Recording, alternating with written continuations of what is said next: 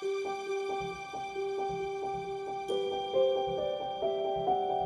छोटे से शहर में जन्मा एक साधारण सा लड़का, जिसके सपने उसके शहर से बहुत बड़े थे।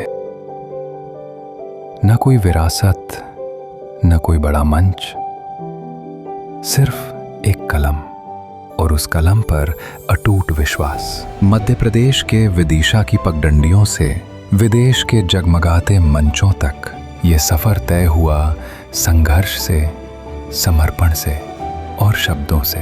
फिर एक दिन उनके लिखे अल्फाज लोगों के दिलों तक पहुंचने लगे, और फिर कुछ ऐसा हुआ जो हर लेखक का सपना होता है। उनकी लेखनी ने सिर्फ पाठकों का दिल नहीं जीता, बल्कि साहित्य और कला जगत के दिग्गजों का सम्मान भी पाया। उनके शब्दों में भावनाओं की गहराई देखते हैं सिनेमा और साहित्य के बड़े बड़े दिग्गज। सभी को अपनी पूर्णता के लिए मां का आश्रय लेना होता है। मेरे प्रिय अनुज आलोक श्रीवास्तव ने अम्मा के ऊपर बेहद भावपूर्ण रचना लिखी है, जो बहुत प्रसिद्ध है और ये मेरे हृदय के बहुत करीब है। जिनकी लेखनी का जिक्र जावेद अख्तर साहब जैसी हस्तियां करती हैं। जैसे आलोक श्रीवास्तव है, वो हिंदी भी बहुत अच्छी लिखता है, उर्दू भी बहुत अच्छी लिखता है। तो ये लोगों के अंदर बहुत कंटेम्परेरी सेंसिबिलिटी है। और फिर उनके लिखे अल्फाज किताबों के पन्नों से निकलकर सुरों में ढलने लगे। उन शब्दों को अपनी आवाज दी गजल सम्राट जगजीत सिंह ने। क्या है रास्ता, क्या है,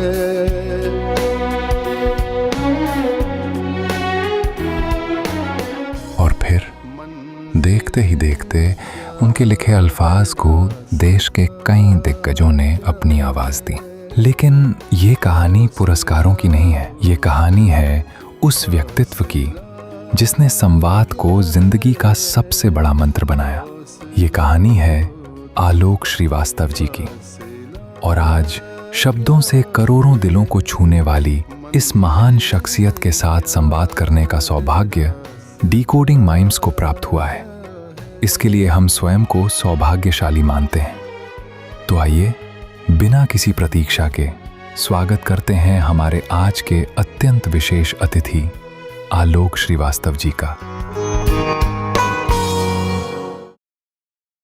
तो आज हमारे साथ हैं कवि, गीतकार और पत्रकार श्री आलोक श्रीवास्तव जी। 30 साल पहले आपने कविता की जर्नी चालू की और मंच में ऐसे बड़े बड़े महारथी हुए जिनके संग आपने कविता पाठ आपने चालू की। आज के कवियों में और पहले के कवियों में क्या आप अंतर देख पाते हैं और गरिमा कहाँ तक आपको नजर आती है? मैं जहाँ तक समझ पा रहा हूँ, आपका इशारा जो है कविता के फ्लेवर से है, कवि के फ्लेवर से, राइट? बिल्कुल। देखिए, मैं ऐसा मानता हूँ, अगर मैं बिल्कुल मॉडर्न लैंग्वेज में बात करूँ तो कवि जो है इस समय ना, जो स्टेज पर जो कवि हैं वो केक की तरह है, जिसमें ऊपर एक चेरी है, बिल्कुल, फिर एक क्रीम लेयर है, फिर ब्रेड है मीठी सी, ठीक है, जिससे केक बनता है बेसिकली, और फिर नीचे ना एक वो है गत्ता लगा हुआ है जिस पर केक रखा हुआ है। बिल्कुल। तो ये अब श्रोता के ऊपर है, ये दर्शक के ऊपर है, ये पाठक के ऊपर है कि वो चेरी चुनता है, वो क्रीम चुनता है, वो स्वीट सा केक चुनता है, और या फिर उस केक पे के नाम से छद्म के रूप में नीचे रखा हुआ जो गत्ता है वो चुनता है कार्डबोर्ड है वो चुनता है। तो मैं कवियों को दोष नहीं देता, ये सब आपके विवेक पर निर्भर है। कवि इसमें वही लिखता है जो आपसे उससे सुनना चाहते हैं। अगर आप अच्छा सुनना चाहेंगे ना तो कवि अच्छा ही लिखेगा। आप पत्रकार भी हैं और गीतकार भी हैं, इनमें से कौन सी ऐसी पहचान है जिसने आपको सबसे ज्यादा प्रभावित किया है? मुझे ऐसा लगता है कि एक पत्रकार और एक कवि, इन दोनों का जो पेशा है और पैशन है, या यूं कहूं कि एक पत्रकार का और एक कवि का, दोनों का जो पैशन है वो एक ही होता है। आप बहुत अच्छी नजर नहीं रखते, आप अपने सामाजिक सरोकारों से जुड़े हुए नहीं हैं, आप निष्पक्ष नहीं हैं, या आपको अपने समय और समाज की सही नॉलेज नहीं है, अपने कंटेम्पररी लिटरेचर की, अपने क्लासिक्स की नॉलेज नहीं है, बिल्कुल। तो ना आप बहुत अच्छे कवि हो सकते, लेखक हो सकते, पत्रकार तो हो ही नहीं सकते आप। तो मुझे ऐसा लगता है, और मेरी ये खुशकिस्मती है कि मेरा जो पेशा है वही मेरा पैशन है, बहुत। और जो मेरा पैशन है वही मेरा पेशा है। बहुत। तो मुझे कविता और पत्रकारिता कभी भी अलग नहीं लगे। आज की पीढ़ी में जहाँ पे जब भावनाओं की बात होती है तो कुछ लोग खुलकर बात करते हैं, और कुछ लोग होते हैं जो अपनी भावनाओं को अपने मन के अंदर दबा लेते हैं, और इनमें ज़्यादातर पुरुष होते हैं जो अपनी मन की भावनाओं को व्यक्त नहीं करते हैं। क्या आप इस पे? मैं ऐसा मानता हूँ कि बात करने से बात बनती है ना, तो और या फिर बात निकलेगी तो फिर दूर तलक जाएगी, हमारे बुजुर्गों ने कहा है। मेरा ऐसा मानना है कि रिलेशन हो या समाज हो, समय हो, अगर आप अपनी भावनाएं, अपनी बातें अपने मर्यादित तरीके से व्यक्त करेंगे, संवाद बहुत आवश्यक है। बिल्कुल बिल्कुल। जब भी किसी भी स्थिति उत्पन्न होती है, आप देखिएगा कि डॉक्टर साहब का शेर है, बशीर बट साहब का, मैं चुप रहा तो और गलत फहमियां बढ़ी। क्या बात है। वो भी सुना है उसने जो मैंने कहा नहीं। बहुत। तो मैं मानता हूं कि आपके जो भी सफोकेशंस हैं, वो सफोकेशंस तब तक अंदर रहेंगे जब तक आप उन्हें बातों से या अपनी विचारों से व्यक्त नहीं करेंगे।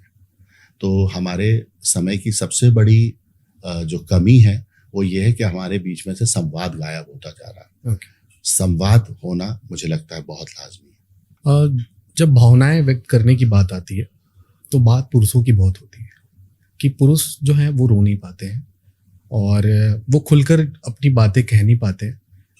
इनमें से शायद मैं भी उनमें से एक हूँ, और या तो हम अपने पिताजी को, अपनी माताजी को हम ये व्यक्त नहीं कर पाते हैं, या बचपन से हमारे मन में ऐसी कुछ चीज़ें होती है जिसकी वजह से शायद हम बोल नहीं पाते हैं। तो क्या पुरुष जब रोते हैं तो मेरे को लगता है कि एक व्यथा जो है उनके भीतर से निकल रही होती है और वो बहुत पीड़ादायक होती है। पुरुष का जो रोना है वो सामान्य रोना नहीं है। बिल्कुल। पुरुष की जो अपब्रिंगिंग है वो अपब्रिंगिंग ही इस तरह की हुई है कि उसको हमारे समाज में एक आत्मविश्वास से भरा हुआ और मजबूत, जिसको कहते हैं ना, सोच विचार का व्यक्ति माना गया है। लेकिन हाँ, ये सच है, पुरुष का रोना सामान्य रोना नहीं होता। वो बहुत कम ऐसे लोग होते हैं जिनके समक्ष वो खुल के रो पाता है। बचपन में हम अपनी माँ के सामने रोते हैं जी।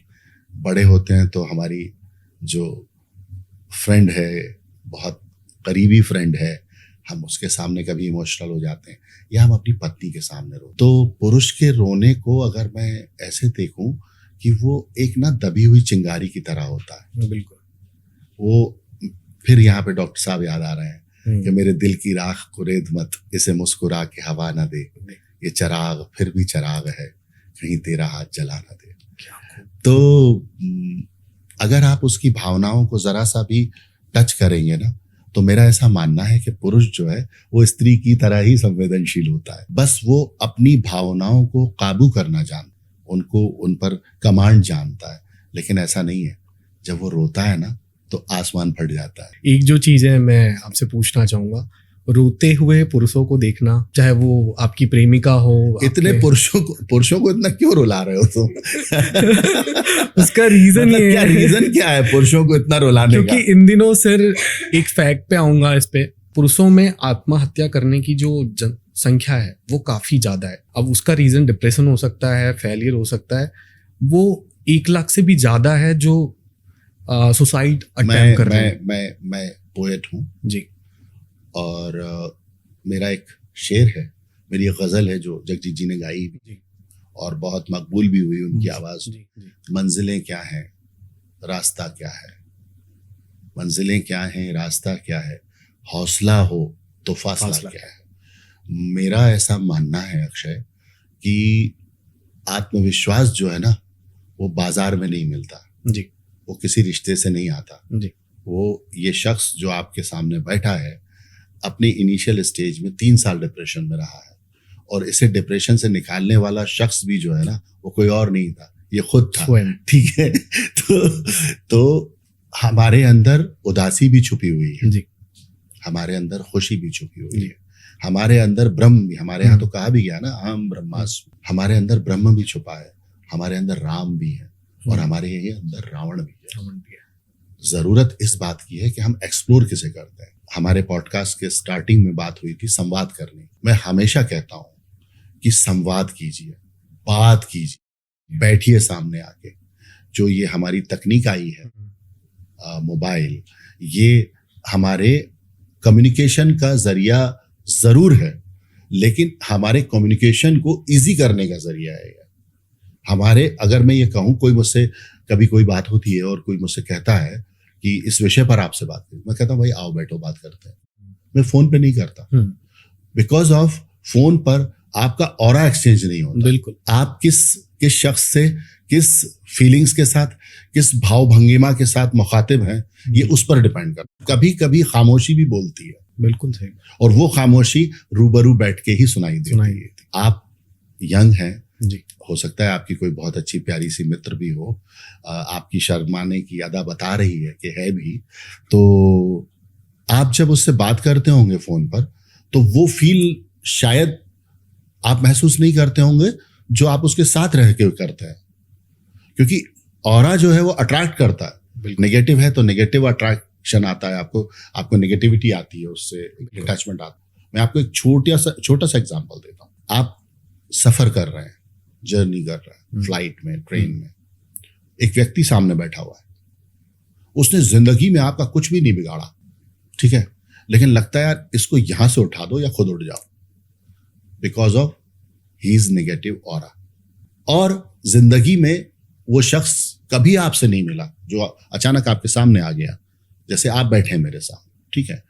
अब मुझे लगेगा नहीं यार, मैं कितना भी मेरा ये रायपुर का टूर जो है वो कितना भी सफोकेटेड हो, कितना भी स्टक हो, अक्षय से बात कर लेते हैं, just because of your positive aura energy जो अट्रैक्ट करती है। तो व्यक्ति के जुड़ने का और व्यक्ति के अलग होने का जो सबसे बड़ा रीजन मैं मानता हूं वो होता है ऑरा। और दूसरी बात उसी से रिलेटेड होती है एनर्जी। बिल्कुल। आप देखिएगा कि दो अलग अलग पसंदों के लोग वर्षों साथ रह लेते हैं, पति पत्नी के रूप में। क्यों रह लेते हैं? क्योंकि उनका ऑरा मैच कर जाता है। एक को वेजिटेरियन पसंद है, दूसरा नॉन वेजिटेरियन, लेकिन सिल्वर जुबली बन चुकी है। तो जस्ट बिकॉज ऑफ ऑरा। और जो आपकी वेव्स जो ट्रांसफर होती है एक दूसरे में, ये ऐसा मेरा मानना है। तो हमारी बात शुरू हुई थी आपके अंदर की खोज से, राइट जी।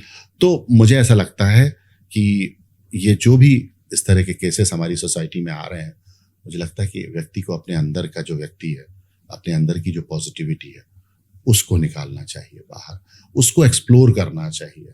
मेडिटेशन कीजिए, थोड़ा सोचिए, अच्छा म्यूजिक सुनिए, है ना, अच्छे शोज देखिए, अच्छे जिन लोगों ने फर्श से अर्श तक का सफर किया है उनको देखिए। जिंदगी में कितनी बड़े बड़े एग्जाम्पल्स हैं।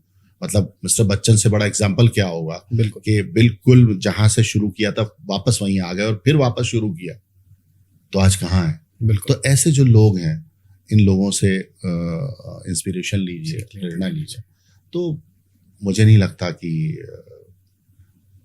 ऐसे केसेस होंगे सोसाइटी। लोग भीड़ में भी इसलिए अकेले खड़े होते हैं क्योंकि अपनी अंदर की ऊर्जा को कहीं ना कहीं वो बाहर प्रवाहित नहीं कर पाते या फिर वो पॉजिटिविटी फील। मुझे ये लगता है ना, मैं पहले भी मैंने ये रिपीटेशन ऑफ आंसर होगा, लेकिन मैं फिर दे देता हूं कि सब कुछ आपके अंदर है जी। हर चीज आपके, नेगेटिविटी आपके अंदर, पॉजिटिविटी आपके अंदर है, राम आपके अंदर है, और दशानन रावण भी आपके अंदर है। सिर्फ जागृत करने की जो चेतना है, जो समझ है, संवेदना है, उसको आपको हैंडल करना है कि आप उसे कैसे हैंडल करते हैं। आप उस क्या चीज आप बाहर निकाल के लाते हैं, अपनी पॉजिटिविटी बाहर निकाल के लाते हैं। और देखिएगा, हमेशा याद रखिए, जब भी कोई इस तरह का शख्स भीड़ में शामिल होता है तो आप देखेंगे कि कोई बहुत अच्छी पॉजिटिव एनर्जी का कोई कलाकार है, वो दाखिल हुआ ऑडिटोरियम में जी, है ना। मैंने 100 बार अनुभूत किया है कि वो जैसे ही स्टेज पे दाखिल हुआ या ऑडिटोरियम में आया, तो अलग और अलग आलोक उसका निकाल के आता आपके है। जीवन में ऐसा कौन सा कलाकार रहा है जो बहुत सारे कलाकार हैं, बहुत सारे जी। कि जिनको, बल्कि मैंने ऐसा भी देखा है कि ऑडिटोरियम पूरा मैस हो रखा है, देर हो गई आर्टिस्ट को आने में, जी।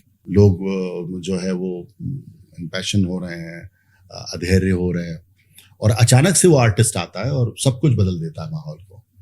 तो वो उसकी कला का आलोक है, उसकी कला का प्रकाश है, और उसके अंदर का जो जी। उसने अपनी साधना से, तप तपस्या से जागृत किया है। तो ये सब कुछ अंदर है। गुजरा हुआ जो दौर होता है वो हमें अच्छा क्यों लगता है? हम हमेशा अतीत में क्यों रहते हैं? ये आपने जावेद साहब के साथ मेरा कम्युनिकेशन जो है ना, देखा जो मेरी जो चैट है वो जी, देखी हुई है ना, जी, जी। उसी से लाए हो। उसी से लाए हैं ये। तो वही आंसर लगा लो। वो मेरे मेंटोर भी हैं, मेरे सीनियर भी हैं, Okay. और मेरे आइडियल पोएट्स में से भी एक है। ठीक है। हमेशा अच्छा लगेगा, नॉस्टैल्जिया हमेशा अट्रैक्ट करता है मनुष्य को, व्यक्ति को, जो अभी जो बीत चुका है। मेरा एक शेर है, हमेशा जिंदगी की हर कमी को जीते रहते हैं। हमेशा जिंदगी की हर कमी को जीते रहते हैं, जिसे हम जी नहीं पाए उसी को जीते रहते हैं। क्या बात है, क्या बात। तो हम, क्या होता है, हम उस समय को बहुत मिस करते हैं जो समय हम जी के आ गए हैं। हमको लगता है यार वापस चले जाएं उस समय में ना, थोड़ा सा और जी के आ जाएं, क्योंकि बड़ा नीट एंड क्लीन होता है। बचपन हो, कुछ गुजरा हुआ वक्त हो, अगर वो बहुत हमने बहुत समझदारी से, बहुत चेतना के साथ गुजारा है, तो मान लीजिए अब उसमें हमने कोई ऐसा कर्म किया है जो हमारी आत्मा को गवारा नहीं था, तो हम क्यों जाएंगे? ठीक है ना। तो इसलिए गुजरा हुआ जमाना, जैसे जिस चैट का जिक्र हुआ, जिस कॉन्वर्सेशन का जिक्र हुआ जावेद अख्तर साहब के साथ, तो जैसे उन्होंने कहा था, मैं भी वही कह रहा हूँ कि 20-25 साल गुजर जाने दो, ये अच्छा लगने लगेगा। आजकल के जो रिश्ते हैं उस पे अपेक्षाएं बढ़ गई है या धैर्य कम हो गया? धैर्य कम हुआ है। धैर्य कम हुआ है। धैर्य कम हुआ है क्योंकि हमने एक दूसरे को सुनना कम कर दिया है, बंद कर दिया है। एक दूसरे को समझना, आप व्यक्तिगत रिश्ते देखिए, बहुत जल्दी चेंज हो रहे हैं, साथी बदल रहे हैं। तो मुझे इसके पीछे धैर्य की और समझ की कमी लगती है। मैं हमेशा एक बात कहता हूँ, बात करो, संवाद करो। मैं हमेशा कहता हूँ, हर जगह कहता हूँ, क्योंकि जो बात करने से मैं अक्सर हर्ट होता हूँ। मान लीजिए किसी प्रोग्राम की बात चल रही है, फॉर एग्जाम्पल, अब किसी व्यक्ति के लिए किसी कार्यक्रम या किसी भी उत्सव की शुरुआत करना सहज हो सकता है, बिल्कुल, लेकिन जब वो उसमें जाता है, उसकी यात्रा में जाता है, उसकी तैयारियों में जाता है, तो उसे कठिनाइयां दिखने लगती। कई बार ऐसा होता है कि हम लोग शोज के लिए बात करते हैं और फिर कठिनाई आती है, ऑर्गेनाइजर है या सामने वाला है, उसे लगता है यार नहीं कर पाऊंगा, नहीं हो पाएगा, वो चुप हो जाता है, वो कोई आंसर ही नहीं करता। तो मैं कॉल करके कहता हूँ, ओ भाई तुम्हारी प्रॉब्लम क्या है, तुम बोलो तो, बताओ तो, कोई सॉल्यूशन निकालते हैं। ठीक वैसे ही जिंदगी भी होती है। मेरे एक बहुत अच्छे दोस्त हैं, जर्नलिस्ट हैं, वो जब किसी से नाराज होते थे तो वो चुप हो जाते थे और वो हफ्तों महीनों चुप रहते थे। मैं अक्सर उनसे कहता था कि यार आप सन्नाटे में चले जाते हो, संवाद करो। और मैंने हैमरिंग कर करके अब उन्हें इतना ला दिया कि वो अब मुखर होके बोल देते हैं, यार मुझे ये चीज अच्छी नहीं लगती। तो मैं उनसे कहता था कि संवाद करो यार, बात करो, क्या अच्छा नहीं लग रहा है। और वो कहते थे यार मेरा मूड ठीक होगा तो मैं वापस आ जाऊं। ठीक है, मूड ठीक कर लो, वो भी तुम्हारे हाथ में। मूड जो है वो आप पर हावी नहीं होना चाहिए, आप रहो ना उस पर हावी। उसे चेंज करने का काम भी आप ही का, वो आप ही का मूड है, सेवक है वो आपका, है ना, नौकर है आपका मूड जो है आपका नौकर है। मूड खराब है ना, किताब पढ़ लो, मूड खराब है म्यूजिक सुन लो, मूड खराब है किसी ऐसे शख्स से बात कर लो जिससे बात करके अच्छा लगता है। तो मूड होता क्या है यार, हमारे अंदर की चीज है ना, हमारे ही तो विचार है ना, उन्हें परिवर्तित करना। फिर डॉक्टर बशीर बद साहब, हम भी दरिया हैं, हमें अपना हुनर मालूम है, जिस तरफ भी चल पड़ेंगे रास्ता हो जाए। तो ऐसा कौन सा मूड है जो हम पर हावी हो सकता है? क्रिएटिविटी में होता है कि कई बार आपको लगता है आमद नहीं हो रही है, नहीं आ रहा, स्टक हो जाता है, जिसको आप राइटर ब्लॉक भी कहते हैं। ठीक है, होता है, वो कई बार होता है। लेकिन इसका मतलब ये थोड़ी है कि आप मतलब जमाने भर में जो है वो कीचड़ चालते रहेंगे अपने दिमाग का, तो उसको ठीक कीजिए, वो आपके हाथ में है करना। तो मुखर होना कभी कभी नुकसानदेह भी होता है या फिर अच्छे व्यक्तित्व का निर्माण होता है? परसेप्शन है इसमें मुखर होने में। मुखर होना कई बार उन लोगों को हर्ट कर जाता है जो इंट्रोवर्ट है, अरे यार ये क्या कह दिया इसने। लेकिन मुझे लगता है कि मुखर होने से आप अपनी बातें सफाई से कह देते हैं, बेबाकी से कह देते हैं। आप अपने मतलब मुखर व्यक्ति मेरी नजर में अंदर से मैला नहीं रहता। जी बिल्कुल। वो जो महसूस करता है वो मुंह फट होता है, हमारे कहते हैं ना, वो बोल देता है। तो उसके अंदर ना कोई मुरव्वा नहीं बनता है किसी बात का, वो बिल्कुल नीट एंड क्लीन रहता है। वो आपसे बोल देगा, खत्म हो जाएगा, उसके अंदर का जो भी सफोकेशन है वो निकाल देगा। वो इंट्रोवर्ट व्यक्ति बहुत खतरनाक होता है, वो पता नहीं क्या सोच रहा होता है, आपको पता ही नहीं है, क्योंकि वो कहा नहीं है उसने, वो अंदर ही अंदर सोच रहा है उस चीज को, या वो हर्ट भी हो रहा है उससे कि आपने उसके फलानी चीज पर रिएक्ट नहीं किया, वो हर्ट हो गया। तो मुखर होना मेरी नजर, चूंकि मैं मुखर हूं, मैं बोल देता हूं, मैं संवाद में विश्वास रखता हूं, मैं एक्चुअली संवाद में विश्वास रखता हूं, विवाद में विश्वास नहीं रखता। तो ऐसी कोई बात जिससे विवाद बने वो बनने ही मत दो, उसे संवाद से खत्म कर दो। तलाक और अलगाव जो है इस वक्त रेशियो काफी बड़ा है, तो आप इसको कैसे देखते हैं? मतलब सक्सेसफुल वे में देखते हैं या फिर तलाक के बाद भी जिंदगी अच्छी हो सकती है या फिर नहीं? क्या होता है, देखो अक्षय, जिंदगी में जैसे अभी तुमने एक सवाल पूछा धैर्य और समझ का, है ना, तो हम अलगाव की तरफ क्यों बढ़ते हैं? क्योंकि हम बात नहीं करते, हम समझना नहीं चाहते, हम धैर्य नहीं रखना चाहते हैं। कोई एक बहुत अच्छा रिलेशन है, मैं आपको अपने व्यक्तिगत जीवन की बात बताता हूँ। आई थिंक ये मैं पहली बार शेयर कर रहा हूँ। मेरे घर में मैंने एक कस्टम लगा रखा है कि नॉट मोर देन 48 आवर्स, कितनी भी फाइट हो जाए, हम 3 लोग हैं, मैं, मेरी पत्नी, मेरा बच्चा, कितनी भी फाइट हो जाए, कितना भी हम लोग लड़ लें किसी इश्यूज पर, होते हैं ना, बिल्कुल होते हैं, मतभेद होते हैं, मनभेद नहीं होना चाहिए। तो हम लोग लड़ते हैं, झगड़ते हैं, किसी बात पे हमारे विचार भिन्न होते हैं, मेरे और नीतू के, या अंशल मेरे, या अंशल नीतू और मेरे, तीनों के अलग अलग। लेकिन उन बातों को हम 48 आवर्स तक ही रखते हैं, हम वो कलुष और आगे ले ही नहीं जाते, क्योंकि मनस्थिति है, मनुष्य है, मशीन नहीं है ना कि स्विच ऑफ कर दिया स्विच ऑन कर लिया, ऐसा तो नहीं है ना। वो स्विच ऑफ और स्विच ऑन के बीच में गैप तो है ही, उस गैप को भी आपकी मनुष्यता है, आप संवेदनशील भी हैं। हो सकता है जो मुझे ठीक लग रहा है वो नीतू को खराब लग रहा होगा, हो सकता है जो नीतू को सही लग रहा है वो मुझे ठीक नहीं लग रहा, ठीक है ना। तो उसको उस समझ के पुल से गुजरने के लिए समय तो लगेगा। तो वो हमने 48 आवर्स रखा कि भाई 48 घंटे से ज्यादा न तुम न मैं एक दूसरे से नाराज नहीं रहेंगे। ठीक है, दरिया है, चढ़ता है तो उतरते उतरते वक्त लेता है, और फिर अपने साथ बहुत सारा मैल छोड़ जाता है, उसे वॉश आउट करो। बिल्कुल। तो मुझे लगता है कि मैं तो इस फेवर में नहीं हूँ, और ये परिस्थितियां कभी कभी डोमेस्टिक वायलेंस की वजह से भी बनती हैं। बिल्कुल। तो अगर ऐसा है तो कोई भी स्त्री और कोई भी पुरुष, किसी पुरुष को ये हक किसने दिया कि जो उस यूनिवर्स ने उसको साथी दिया है, आप उस पर फिजिकल कोई अत्याचार करें, वायलेंस करें।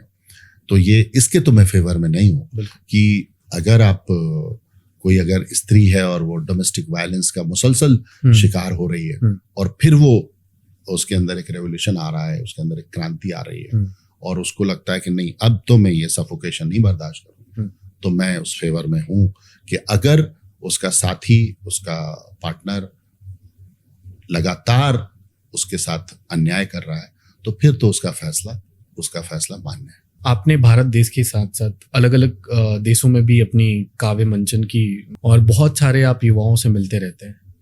तो मेरा जो एक प्रश्न है ये है कि सच्चा प्यार क्या आज भी एग्जिस्ट करता है या एक सिर्फ आइडियल परसेप्शन है? ये बड़ा ट्रिकी क्वेश्चन है क्योंकि मैं ऐसे बहुत सारे जेनजीज को जानता हूँ जो बहुत साल से एक साथ, ठीक है, बल्कि एक कपल ने तो अभी मेरे देखते देखते मैरिज भी की है। तो ये बड़ा वैसा, ये बहुत पर्सनल सा है कि आप प्रेम को कैसे ले रहे हैं जी। प्यार जो है वो आपने जिंदगी में किस तरह आत्मसात किया, आप क्या लिबास की तरह बदल रहे हैं उसको, या उसको आपने सांसों की तरह आत्मसात किया होगा। वंस अगेन वही बात कि ये आपके अंदर का जो मैकेनिज्म है वो आपके कितने कंट्रोल में है, आप कितने समझदारी से और कितनी संवेदना से, है ना। कहते हैं प्रेम जो है वो मस्तिष्क से नहीं रूल होता, वो दिल से, आत्मा से होता है। उसको भी आपने कितना शुद्ध कर रहा है, कितना आपके अंदर प्योरिटी है। तो मुझे लगता है कि प्रेम जो है वो जीने की चीज है, जीने का एक तत्व है। आपने उसको कैसे जिया है इस पर डिपेंड करता है।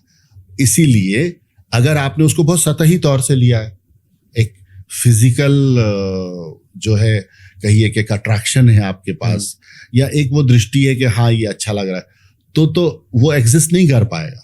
लेकिन कुछ क्वालिटीज के साथ जब आप जुड़ते हैं किसी मनुष्य की, उसकी नेचर की कोई चीज आपको अच्छी लगती है, उसके व्यवहार में कोई कंसर्न अच्छा लगता है ना, हमको लगता है यार कि व्यक्ति हमसे कितना कंसर्न है, कितना हमें जानता है, कितना हमारा साथ देता है, कब से हमारे साथ है, डिपेंड कि मतलब वो मुझे लगता है प्रेम वहां पर जिंदा रह पाता है जहां उसके अंदर जिंदगी होती है।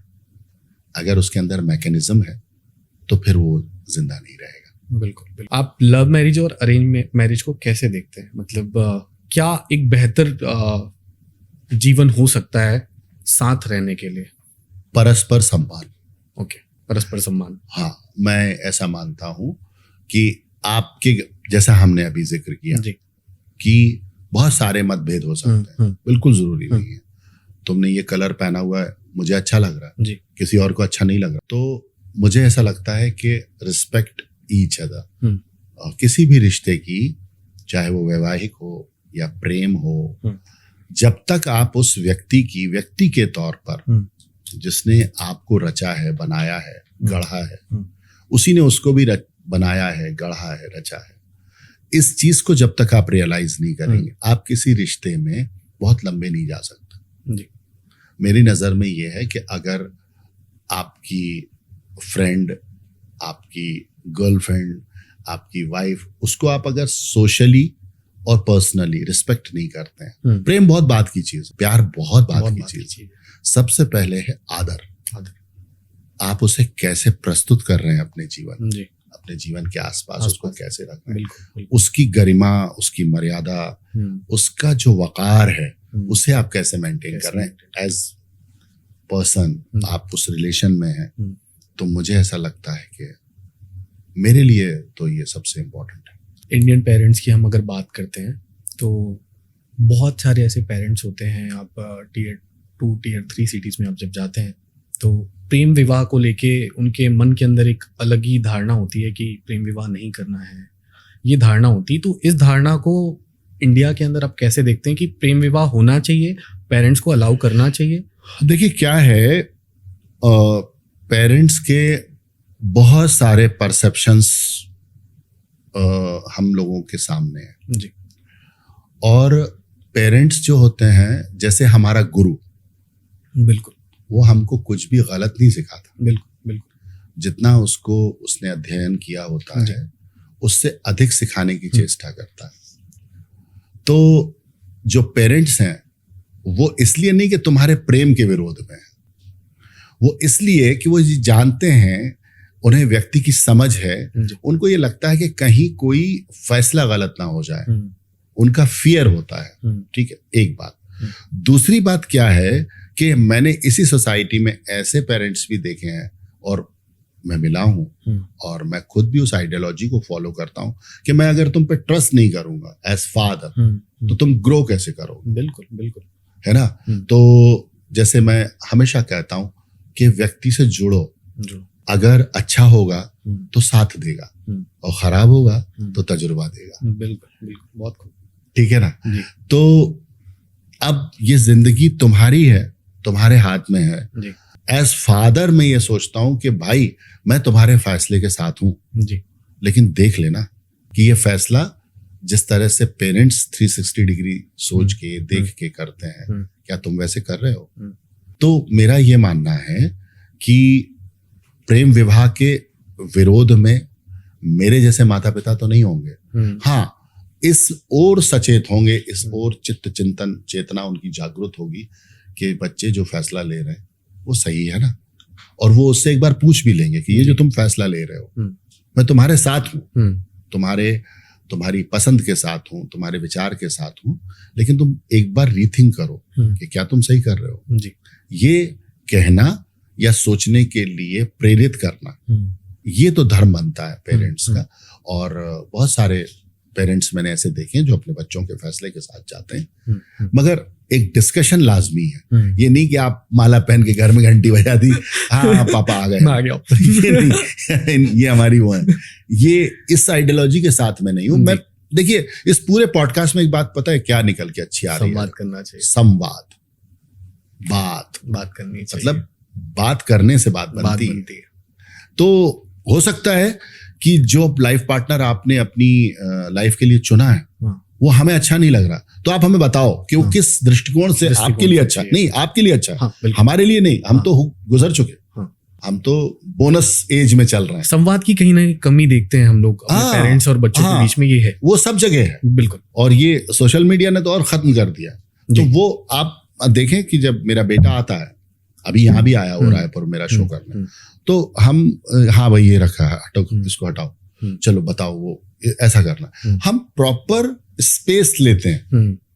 उसके हाथ में भी मोबाइल है, वो भी वर्किंग है, मेरे हाथ में भी मोबाइल है, पत्नी कम इस्तेमाल करती है, हमने रखा एक तरफ, हाँ इस पर बात करते हैं, और मैं बाकायदा जैसे डिस्कशन होता है जी वो स्पेस क्रिएट करता हूँ, ओके, अपने फील्ड की तरह। हाँ भाई इस पर बात करते हैं, ये विषय चुनो, इस पर बात करते हैं, फिर उस पर हम तीनों बात करते हैं। मतभेद बहुत होते हैं, मनभेद नहीं होता, मनभेद नहीं होता, मतभेद होते हैं, वो भी मुझे गलत बताता है, कहीं मैं गलत साबित होता हूँ, कहीं वो सही साबित होता है, कहीं वो गलत साबित होता है, कहीं मैं। कभी हर्ट हुआ है किसी बात से आपको कि यार क्या बोल दिया मेरे बेटे ने आज, ऐसा कभी लगा आपको? लगता है, लेकिन ये हक है उसका जी। देखिए क्या होता है, मैं बताऊं आपको, रिलेशंस जो है ना वो पनपते ही तब है जब उनमें अधिकार पैदा होता है। बिल्कुल बिल्कुल, है ना। सड़क पे चलने वाला आदमी आपसे कुछ दो शब्द उल्टे थोड़ी बोल सकता है, उसको हक ही नहीं है, उसने क्या दिया आपकी जिंदगी को? बिल्कुल, जो बोल रहा है उसको हक है, उसको नेचर ने दिया है वो। बिल्कुल सही बात है कि देखिए आप यहाँ प्लीज सोचिए एक बार। तो मुझे लगता है उस समय हर्ट हो जाता है यार तुम, लेकिन मैं ऐसा सोचता हूँ, वंस अगेन बहुत अच्छी बात अभी जावेद अख्तर साहब ने कही, मैं फॉलो करता हूँ उसको, मानता हूँ कि बहुत सारी चीजें हैं जो मुझे पता है तुम्हें नहीं पता, और कई ऐसी सारी चीजें हैं जो तुम्हें पता है मुझे पता ही नहीं। सही बात। तो ये कॉम्बिनेशन कितना खूबसूरत है, जो मुझे पता है वो तुम्हें पता नहीं है, तुम मुझसे सीख लो, और जो तुम्हें पता है वो मुझे पता नहीं है, तो मैं तुमसे सीख लेता हूँ। दो बेहतर व्यक्तित्व का निर्माण हो सकता है। तो मेरा ऐसा मानना है, और मैं हमेशा से मैं ये कहता हूँ कि चाहे वो दो फ्रेंड हो, गर्लफ्रेंड बॉयफ्रेंड हो, पति पत्नी हो, या दो अच्छे दोस्त हो, कोई हो, जब तक वो एक दूसरे को एलिवेट नहीं करते हैं उनको नहीं रहना चाहिए साथ। बहुत बहुत हार्ड मेरा ये स्टेटमेंट है। अगर आप किसी रिलेशन में हैं और आप उसको एलिवेट नहीं कर रहे हैं रचनात्मक तौर से, वैचारिक तौर से, चेतना के स्तर पर आप उसे उठा नहीं रहे, एलिवेट नहीं कर रहे, तो उनके मिलने का कोई मतलब नहीं है। तो ये पूरे जो पॉडकास्ट हैं अभी जो हम लोग कर रहे हैं, क्या हम ये बोल सकते हैं कि संवाद से शिखर तक? हाँ बिल्कुल, बहुत अच्छा नाम है बहुत अच्छा टाइटल है, संवाद से शिखर तक। आप अगर संवाद करेंगे आप चीजों को समझेंगे जी। भाई हम जो स्पिरिचुअल गुरु होते हैं जी, या जो बहुत बड़ी बड़ी संत आत्माएं होती हैं हमारे, और जो जिनको हम बौद्धिक मानते हैं, या चलो और छोड़ दो 50 मिनट की क्लास होती है, हम अपने गुरु को क्यों सुनते हैं? अगर तो इसलिए तो सुनते हैं ना कि हमारे अंदर वो गुण विकसित हो। तो जब हम सुनने की शक्ति छीन हो जाएगी हमारी, हम सुनेंगे ही नहीं किसी को, तो फिर हम गुनेंगे क्या, जानेंगे क्या? आपके जीवन का कौन सा ऐसा क्षण है जिसने आपको कविता लिखने के लिए प्रेरित किया? वो उसके लिए आपको मेरा शो देखना पड़ेगा, वो रियल स्टोरीज हैं, 3 घटनाएं थी बड़ी बड़ी। ये कौन से वर्ष की बात है आप अगर? ये मिड 80s की थी। मिड 80s की बात। आपका बॉर्न ईयर क्या है? मेरा तो सर 96 है। हाँ तो आप पैदा भी नहीं तो ये मिड 80s की 3 घटनाएं थी जिन्हें मैं अपने शो आलोकनामा सपनों का सफर में बताता हूँ। और मुझे ऐसा लगता है कि हर मनुष्य के जिंदगी में, हर व्यक्ति के जीवन में 1-2 घटनाएं ऐसी होती हैं जो उसको किसी दिशा की तरफ या तो धकेलती हैं या ले जाती हैं। तो 2-3 घटनाएं ऐसी घटी जिनसे मैंने ये जिद पकड़ी कि बनूंगा तो मैं राइटर ही हूँ। और एक दिन जो मेरी पोएम्स हैं वो हिंदी उर्दू के बड़े बड़े रसाइल में, मैगजीन्स में पब्लिश होंगी, और जो भी हमारी हिंदी सिनेमा की बड़ी शख्सियत कही जाती हैं वो मेरे गीतों को गाएंगी। तो ये एक जिसको कहते हैं ना आत्मसंकल्प, जो मैंने अपने आप से किया था, अपने से प्रॉमिस किया था कि मैं करूंगा, तो उसके लिए तो आपको मेरा शो देखना पड़ेगा। बिल्कुल बिल्कुल। कभी कभी ऐसा होता है कि किसी इंसान से जिस प्रकार का प्रेम होता है, वैसे ही क्या किसी सिटी से हमको प्रेम हो सकता है? शहरों से होता है, बिल्कुल होता है, गांव की गलियों से हो जाता है। क्या होता है ना अक्षय, कि जो वक्त होता है जहां सबसे खूबसूरत बीतता है, उस जगह से, उस शख्स से हमें माँ जो है वो ताउम्र क्यों अच्छी लगती है? हमें माँ जो है वो ताउम्र इसलिए अच्छी लगती है क्योंकि हमने अपनी जिंदगी के जितने संघर्ष होते हैं ना, और वो हमको जानती भी दुनिया से 9 महीने अधिक है। दुनिया तो हमें जानती है जब से हम पैदा हुए, बिल्कुल, वो हमें 9 महीने पहले से जानती है। इसलिए आप देखेंगे कि मनुष्य का जो जुड़ाव है वो अपनी माँ से अधिक होता है, बहुत ज्यादा। तो कारण यही है कि वो उसके साथ उसने एक ऐसा जीवन गुजारा होता है जो जीवन वो फिर गुजारना चाहता है। यार मैं बच्चा हो जाऊं, है ना, ये झंझटें, ये सब जितना जितना आपका जीवन में वर्कलोड बढ़ता जाएगा, आपको लगेगा कि यार ये मैं खत्म हूं। एक चीज और मैं हमेशा कहता हूं, वो ये कि आप दुनिया के लिए, रिश्तों के लिए, अपनों के लिए ढेर सारा जितना भी आपका कर्तव्य बोध है, उस पूरे कर्तव्य बोध के साथ आप जीने की कोशिश कीजिए। लेकिन एक स्पेस ऑफ लाइफ आप ऐसा रखिए कि जहां आप सिर्फ अपने लिए जिए। वो चाहे 10% जी सकें, 20% जी सकें, ये स्वार्थ नहीं है, ये आप अपनी तैयारी कर रहे हैं किसी भी बैटल में उतरने के लिए। बिल्कुल। जब तक आप अपने लिए नहीं जिएंगे 10%, 20%, 30%, और आप अपने अंदर जाकर अपने आप को एक्सप्लोर नहीं करेंगे, आपको क्या अच्छा लगता है जब आप ये नहीं जानेंगे, आपको क्या चीज खुशी देती है आपको ये नहीं पता होगा, और ये सब होता है अलोन में, अकेले में, बिल्कुल, अपने अंदर। तो मैं इसलिए हमेशा कहता हूं कि दुनिया के लिए जितना जीना है जीते रहिए, रिश्तों के लिए शिद्दत से जीते रहिए, लेकिन 10%, 20% अपने लिए जीना चाहिए इंसान। जब आप अपने लिए जीते हैं, आप वो करते हैं जो आपके मन को अच्छा लगता है, तो मुझे लगता है आप उस शिखर तक पहुंचते हैं जहां पे आप पहुंचना चाहते थे हमेशा। देखिए, बहुत बहुत आधुनिक मिसाल देता हूं आपको जी। मोबाइल भी आप कब तक यूज कर पाते हैं? जब तक शायद आपकी आंखें ना थक जाए या फिर उंगलियां दर्द ना करे, जब तक कि वो डिस्चार्ज नहीं हो जाता। जब वो डिस्चार्ज हो जाता है तो आपको उसे एक प्लग के साथ चार्ज करना। लाइफ बिल्कुल मोबाइल की तरह, आप अगर सिर्फ उसे यूज करते रहेंगे तो एक दिन वो डिस्चार्ज हो जाएगा। लाइफ वैसी ही है। तो उसको चार्ज करने का जो प्रोसेस है, उतनी देर, या तो अगर आपको बहुत काम है तो आप वो चार्जिंग में ही काम करते रहेंगे, नहीं है तो आप उसे रख देंगे। तो ये 10% जीना जो है, ये 20% जीना जो है, ये वो मोबाइल का चार्जर ही है। लाइफ उसी तरह रिएक्ट करती है। तो जब आप उसको भरपूर चार्ज कर लेंगे तो वो अपने आप जमाने के काम आने लगेगी, रिश्तों के काम आने लगेगी, आपके अपने काम आने लगेगी। आपने गाँव की बात की, कस्बों की बात की, सिटीज की बात की। ये माना जाता है और बहुत जो बुद्धिजीवी लोग हैं वो कहते भी हैं कि आपको अगर बेहतर इंसान बनना है, बेहतरीन इंसान बनना है, तो आपको घूमना है, अलग अलग जगहों पर जाना है, ताकि आप अलग अलग व्यक्तित्व से मिल पाए, अलग अलग व्यक्तियों से मिल पाए। तो इससे जो आपका आचरण है और आपकी जो ऊर्जा है वो काफी हद तक बढ़ती है। आपका क्या मानना है सर? बिल्कुल ऐसा मानना है। यात्राएं जो हैं वो बहुत सिखाती हैं। मेरा शेर है, सफर नसीब मुसाफिर से, ये सवाल न कर कहाँ करार मिलेगा, थकन का क्या होगा। तो बिना थके, बिना करार लिए आप चलते रहिए। देखिए, यात्रा जो होती है ना, जीवन जो है क्या है, ये यात्रा ही तो है। आप एक यात्रा में ही तो है।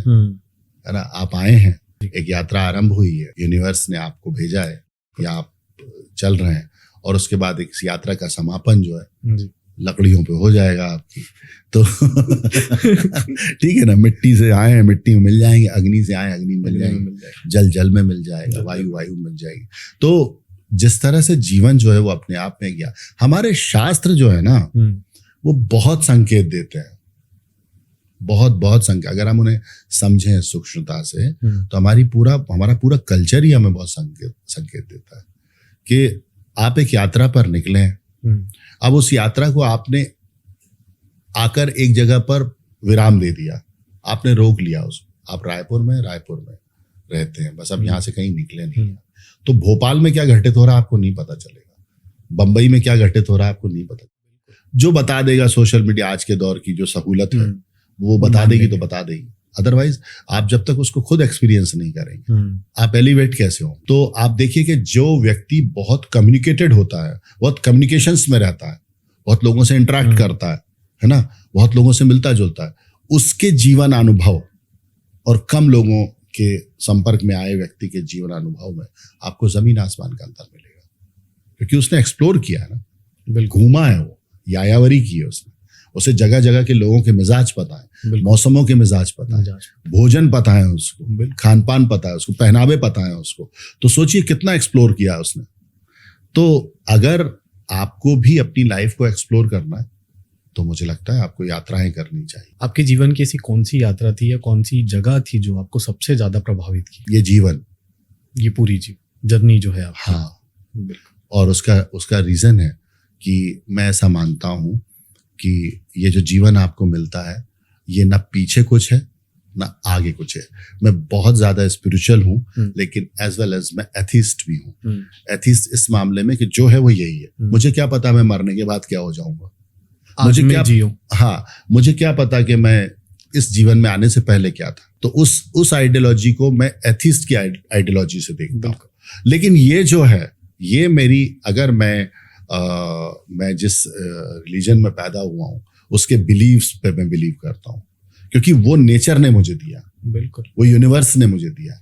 मैं यहाँ नहीं आता, मैं साउथ अफ्रीका में पैदा हो जाता तो मैं वहाँ के रिचुअल्स फॉलो करने। तो मैं ऐसा मानता हूँ कि हम एक कॉम्बिनेशन है, अगर हम उस कॉम्बिनेशन को एक्सेप्ट कर लें कि भैया ये जो है ना यही है, जो आज अक्षय के साथ बैठे हैं इसे पूरा समय दो तो ठीक से बोल पाएंगे, विवेकपूर्ण बोल पाएंगे। मैं अक्षय के साथ बात करते हुए अगर किसी और दिशा में सोचूंगा तो मैं अक्षय के इस पॉडकास्ट के साथ और खुद अपने पॉडकास्ट के और इस वक्त के साथ जस्टिस नहीं कर पाऊंगा। इसलिए ये जो समय आपको मिला है, ये जो जीवन आपको मिला, ये जो यात्रा आपको मिली, इससे बहुत ईमानदारी से, बहुत शिद्दत से और बहुत फोकस्ड होके जीना चाहिए।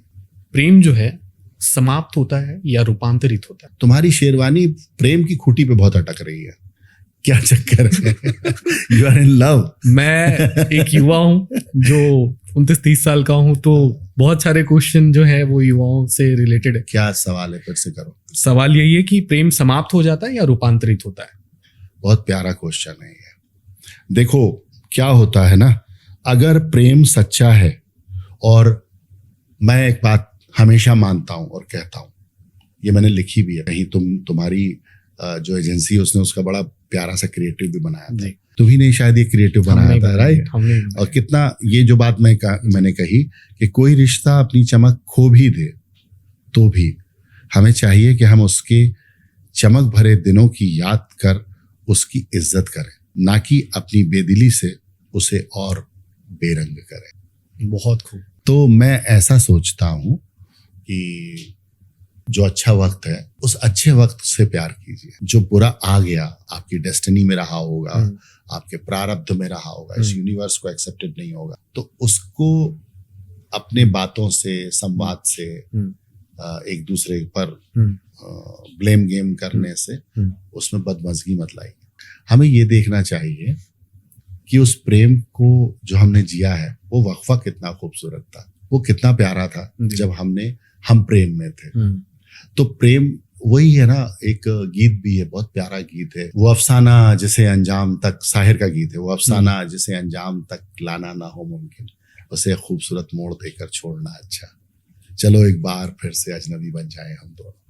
तो कई बार ऐसा होता है कि आप जिसके साथ प्रेम में होते हैं वो प्रेम एग्जिस्ट नहीं कर पाता, आगे नहीं चल पाता, लेकिन हमारा फर्ज क्या बनता है कि हम उस प्रेम को आलोचना में, बदमज़गी में, एक दूसरे के प्रति बहुत बुरी बातें करने में खराब ना करें। मेरा मानना ये है कि उस प्रेम को, कि हम जो सबसे सुंदर हिस्सा है उसको रिस्पेक्ट करें कि हमने एक बहुत प्यारा वक्त गुजारा था। बिल्कुल बिल्कुल, ठीक है ना, हमें उसको जीना चाहिए। आजकल की जो फिल्मी गीत है उसमें शब्दों में अभद्रता नजर आती है, और पुरानी जो गीत हुआ करती थी वो भावनात्मक रूप से काफी जुड़ाव उसमें महसूस होता था। तो ये दोनों परंपराओं में आप क्या कुछ देखते हैं? प्रोसेस का अंतर आ गया है। पहले सिचुएशन के मुताबिक गीतकार को गीत लिखने के लिए कहा जाता, तभी आप देखिए कि आपकी स्मृति में पुराने गीत पहले आते हैं। वो गीत जो आपके पैदा होने से पहले बने थे, आपके फादर के साथ, है ना, या उनके फादर के साथ। आज सोचा तो आंसू भराए, जुड़ाव मुद्दतें हो गई मुस्कुराए, दिल की नाजुक रगें टूटती हैं, याद इतना भी कोई ना आए, हर कदम पर उधर मुड़ के देखा, उनकी महफिल से हम उठ तो आए। अब ये क्यों याद है आप? इसलिए याद है आपको क्योंकि ये पोयम पहले लिखी गई होगी, इसमें पोएट है, पोएट्री है, सिर्फ सिचुएशन नहीं है। और सिचुएशन है भी तो आपकी लाइफ के किसी हिस्से की सिचुएशन है, तो वो आप उससे रिलेट कर पा रहे हैं। अब क्या हो गया है, अब म्यूजिक डायरेक्टर म्यूजिक पहले बनाता है, प्रोड्यूसर को भी गाना हिट करना है तो उसको म्यूजिक पहले करनी है, क्योंकि म्यूजिक फ्रेंडली माइंड्स हो गए। पहले पोएट्री फ्रेंडली माइंड्स होते थे, जो लोग थे वो कविता पसंद करते थे, साहित्य पसंद करते थे। अब धूम धड़ाका शोर शराबा पसंद करते हैं लोग। तो उस तरह से मैंने, देखिए, हमारे इस पॉडकास्ट की शुरुआत में मैंने कविता के परिप्रेक्ष्य में एक बात कही थी कि कविता क्या है, वो एक खूबसूरत केक की तरह है, एक स्वादिष्ट केक की तरह है जिस पर चेरी रखी हुई है, क्रीम लगा हुआ है, मीठी ब्रेड है जिस पर, जो केक का बेस है, और फिर एक कार्डबोर्ड है जिस पर केक रखा हुआ है। तो आप चेरी पिक कर रहे हैं, आप क्रीम पसंद कर रहे हैं, या आप एक्चुअली जो ब्रेड वाला केक है वो खा रहे हैं, और या आप उस सब के छद्म में छुपा हुआ वो हार्डबोर्ड उसे केक समझ रहे हैं। ठीक है, तो यहां भी वही अप्लाई होता है कि ये सब आपके विवेक पर निर्भर है। आप ऐसे गाने सुनना कम कर दीजिए, आप उनको वो बनाना बंद कर देंगे। वो बनाना बंद क्यों कर दिया है उन्होंने? क्योंकि आपने वैसा सुनना बंद कर दिया। तो ये इसका एक बेसिक रीजन है। अब जब न्यूज रूम में थे, ठीक है, आपके भीतर का जो कवि है उसको चुनौती मिली या अधिक मजबूत किया उसको? अधिक मजबूत किया। उसका रीजन है, मैंने आपसे एक सवाल के जवाब में एक बात कही कि जब तक आप चीजों को एक्सप्लोर करते हैं, आप एलिवेट कैसे होते हैं? क्योंकि आप चीजों को देखते हैं, नई चीजें देखते हैं, पढ़ते हैं, समझते हैं। तो मुझे वहां दिखता था खबरें आती थी, तो खबरें कहाँ से आएंगी? खबरें तो आपकी और मेरी जिंदगी के बीच से ही निकल के आएंगी ना। खबरें तो समाज में से ही निकल के आएंगी, समय से निकल के आएंगी। तो मैं देखता था, तो मुझे याद है मैंने एक गजल कही थी, और वो हमारे पूरे पॉलिटिकल सिनेरियो के ऊपर एक गजल थी। वो न्यूज रूम में बैठ के कही थी मैंने। जो दिख रहा है सामने वो दृश्य मात्र है, लिखी रखी है पटकथा मनुष्य पात्र है। तो जो पॉलिटिक्स करा रही है आपसे, वो आप कर रहे हैं, आप केवल एक पपेट हैं। जो दिख रहा है सामने वो दृश्य मात्र है, लिखी रखी है पटकथा मनुष्य पात्र है। नए नियम समय के हैं, असत्य सत्य है। जो असत्य वही सत्य है। नए नियम समय के हैं, असत्य सत्य है। भरा पड़ा है छल से जो, वही सुपात्र है। बहुत खूब। है साम दाम दंड भेद का नया चलन, कि जो यहाँ कुपात्र है वही सुपात्र है।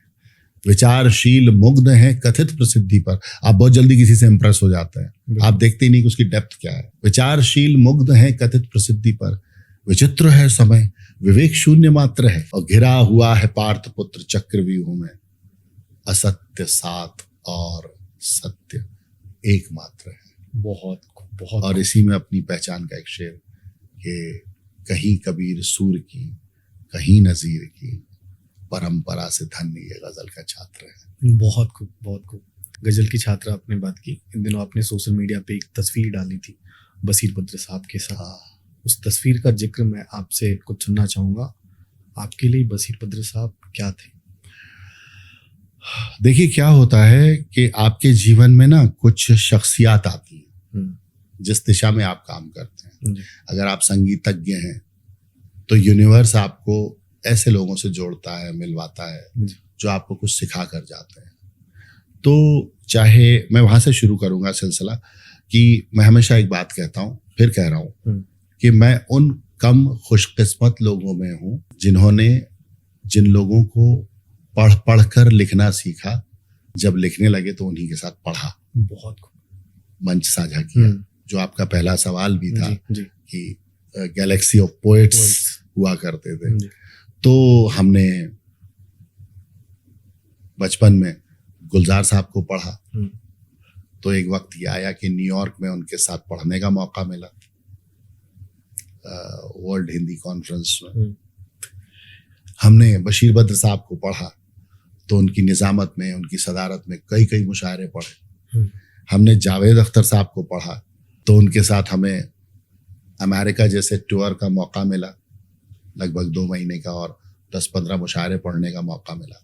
तो मैं बहुत कम उन खुशनसीब लोगों में हूँ जिन्हें पढ़कर लिखना शुरू किया, बाद में उन्हीं के साथ पढ़ा। तो ये सारे लोग जो बड़े लोग होते हैं, ये यकीनी तौर से बड़े होते हैं।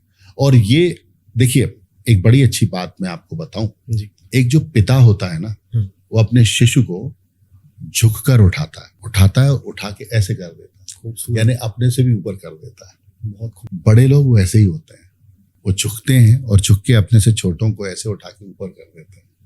तो चाहे वो गुलजार साहब हों, बशीर बद्र साहब हों, जावेद अख्तर साहब हों, या और जो हमारे हिंदी के बड़े कवि हैं, है ना, जिनको पढ़ा है हमने, तो वो अगर प्रत्यक्ष रूप से भी आपको उठा के इधर नहीं कर रहे, तो वो अपने साहित्य से, अपने लेखन से आपको इतना आलोकित कर देंगे कि आपको लगेगा किसी बड़े व्यक्ति ने आपको उठाया और ऊपर कर दिया। संघर्ष के दिनों में आप जब थे और आप जब पोइट्री लिखना चालू किया, आपने कविता लिखने चालू किया, आपके बहुत सारे अपने आपके आसपास रहे होंगे जिनसे आपको काफ़ी लगाव रहा होगा।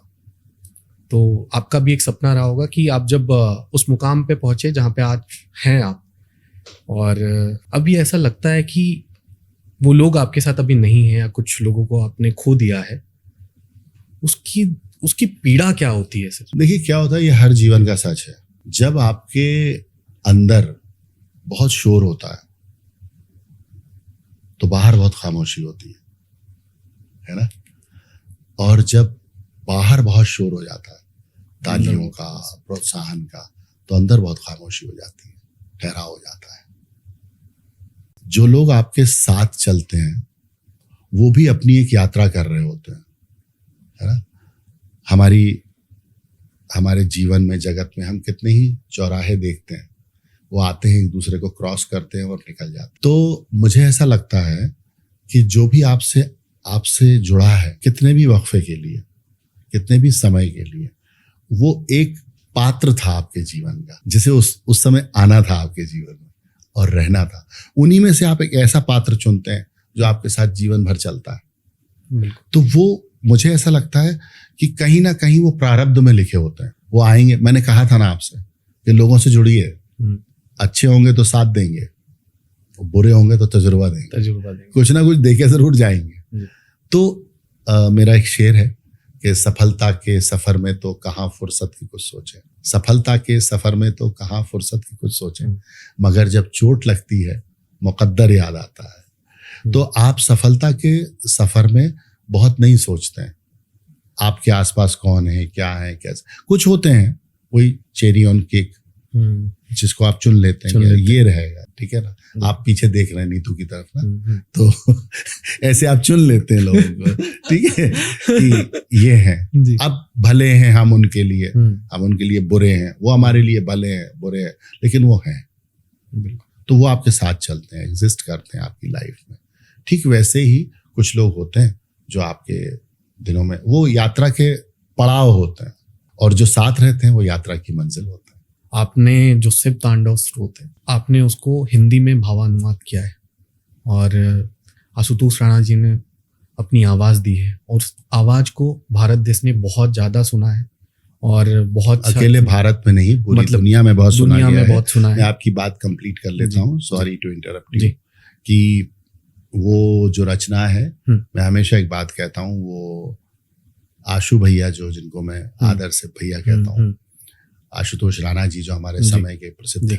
अभिनेता और साहित्यकार हैं, हम्म। तो मूल रूप से ये उनकी प्रेरणा थी। जी। और इतना प्रतिसाद हमको मिला है, ये मैं नहीं कहूँगा मुझको मिला है, उनको भी मिला और मुझको भी मिला, तो मैं कहता हूँ हमको मिला है जी। कि उन्होंने जो एक संकल्प लिया था शिव तांडव स्तोत्र को हर कंठ तक पहुंचाने का, हर मन तक, हृदय तक सरल भाषा में पहुंचाने का, उसका मैं सेतु बना, उस हेतु का सेतु उन्होंने मुझे बनाया, तो मैं उनके प्रति हमेशा कृतज्ञ और आभारी रहता हूँ। उसका एक अंतिम जो मुझे बहुत प्रिय है वो मैं सुना देता हूँ कि देखिए शिव क्या है। शिव हमारी पूरी सनातन सभ्यता के इकलौते ऐसे देवता हैं जो एक लोटा जल से भी प्रसन्न हो जाते हैं अगर आपने आत्मीय भाव से वो समर्पित किया है। अगर उसको अक्षय, उनको शिव जी को बुला लें और विराज दें तो अक्षयेश्वर हो जाते हैं, आलोक बुला लें तो आलोकेश्वर हो जाते हैं। मर्यादा पुरुषोत्तम भगवान श्री राम ने उनको पुकारा, बुलाया लंका विजय के पूर्व, तो रामेश्वरम हो गए। तो वे शेष हैं, अशेष हैं, प्रशेष हैं, विशेष हैं, जो उनको जैसा धार ले वे उसके जैसा वेश है। वे नेत्र सूर्य देवता का, चंद्रमा का भाल है, विलय भी वे, प्रलय भी वे, अकाल महाकाल है। उसी के नाथ हो लिए जो उनके साथ हो लिया, वहीं के हो गए हैं वे जहां सुना शिव शिवम, तरल अनल गगन पवन, धरा धरा शिव शिवम। बहुत खूबसूरत, बहुत खूबसूरत, बहुत धन्यवाद। आज का पॉडकास्ट आपको कैसा लगा है आप हमें कमेंट करके बताइए, और क्या कुछ आलोक भैया से कुछ अगर सुनना चाहते हैं, उनकी कोई पोइट्री से रिलेटेड आप कुछ चाहते हैं तो आप कमेंट करिए, हम उनका लिंक आपको भेजेंगे। एक उनका प्रोग्राम है आलोकनामा, अगर आप उनकी पूरी जर्नी समझना चाहते हैं तो आपको आलोकनामा देखना पड़ेगा। तो अगर आप चाहते हैं कि आलोकनामा आपको देखना है तो प्लीज़ कमेंट में आप आलोकनामा लिखिए, हम आपको लिंक भेजेंगे, आप वहाँ से आलोकनामा देख सकते हैं। आप सभी लोगों का बहुत बहुत आभार, बहुत धन्यवाद।